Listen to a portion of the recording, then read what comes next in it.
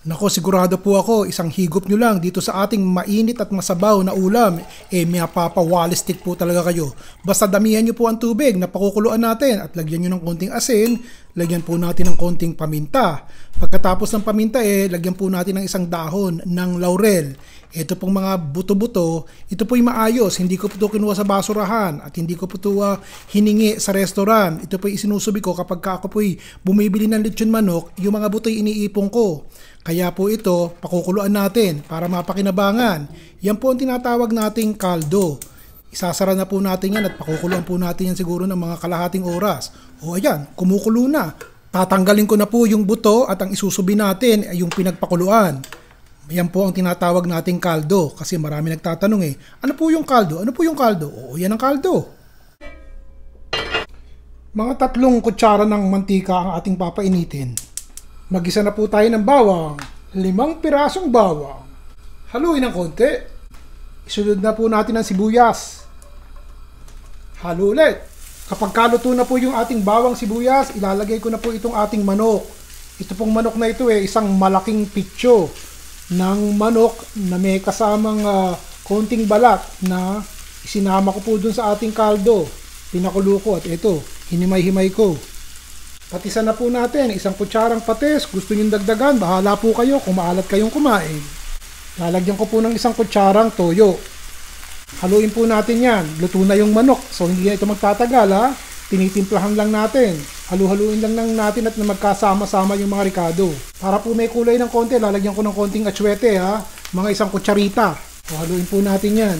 Para mapula lang ng konti, maganda yung may kulay Makalipas ang 1 minuto, lalagyan ko po ng 1-2 kutsarang suka. Bago yun ha. May suka. Tsaka po oyster sauce. Matamis at maalat na tong oyster sauce, di po ba? So hindi na po tayo maglalagay ng asukal. Yan na lamang. At saka konting paminta. Haluin po natin ng konti. Lalagyan ko po ng konting kaldo at parang tuyot na tuyot. Lalagyan ko ng kalahating tasa. At konting halo. Para kasing tuyon-tuyo Dahil po nga kasi walang mantika masyado yung ating manok na inilagay. Pero kung ito po'y baboy at nagmamantika, hindi na kinakailangan lagyan. O siya, tapos na po yun. Papatayin ko. Tatanggalin ko muna ito sa kalan ha. Gagamitin ko po yung ating kasirolang pinaglutuan.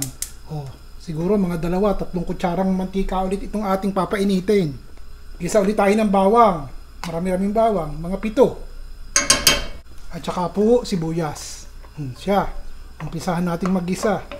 Halu-haluin nyo ha. At yung kasirola po baka madikit at meron ng mga natira-tirang na sunog-sunog-sunog na ayun na. Yung balat ng manok. So ginagani-ganiri ko lamang. Sige, lutuin po natin. Kapag kapuluto-luto na yung ating bawang sibuyas, kulayan natin ha. Maglalagay din po ako ng atsuete. Ito yung 1 kutsara ng atsuete para talagang mapulang-mapula yung ating sabaw. Tsaka po natin ilalagay yung ating kaldo. Ayan, malasa na yan. 4 na tasa po ng kaldo yung aking idinagdag. Kung sakasakaling wala po kayong pinagbutuhan katulad ng aking ginamit, pwede po kayong maglagay nito. Ilalagay ko para kung sakasakaling tubig lang ang gamitin nyo. Hindi na kinakailangan kung kaldo po talaga ang ginamit nyo. Pinakita ko lamang ha. Huwag nang umimik. Ilakas nyo po ang apoy. Takpan at hayaan nating kumulo. O siya, kumukulo na po Hindi na po ako maglalagay ng patis. At nilagyan ko ng ating cube na pampalasa. Idagdag na po natin itong ating kikiam. Kung fish balls ang gagamitin nyo, okay dan po. Takpan po natin at lutuin natin sandali yung ating kikiam. O siya, sa pakiwari ko po luto na yung ating kikiam. 2 bungkus ng sotanghon ang ilalagay ko.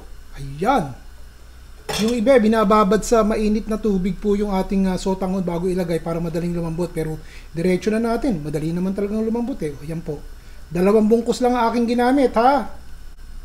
Takpan po ulit natin. O siya, bango. Yung iba po naglalagay ng konting-konting asukal, pero hindi na po ako naglagay. Tikman nyo na ha kung angko po ito sa inyong panlasa. Bago po natin patay na, ilalagay ko itong ating nilagang itlog. Dito po sa banda ko may nabibili ng nilagang itlog. Ito pong 6 na piraso na parang $4. Tsaka natin ilubalob itong ating repolyo. Konting halo lang ha.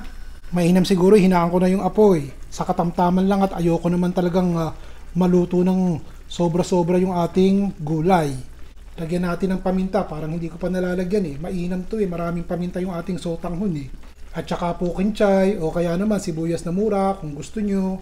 Hindi na po ako naglagay ng carrots at medyo mahal yata ang carrots sa atin eh. Magkakaigi na ire. Papatayin ko na po yung apoy ha. At bago nyo po ihain, lagyan po natin ng toppings na manok sa ibabaw. O, hindi ba?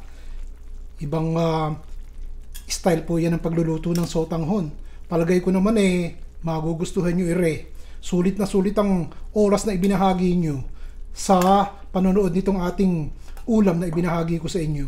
O yan, hindi po ba ang gandang tignan no?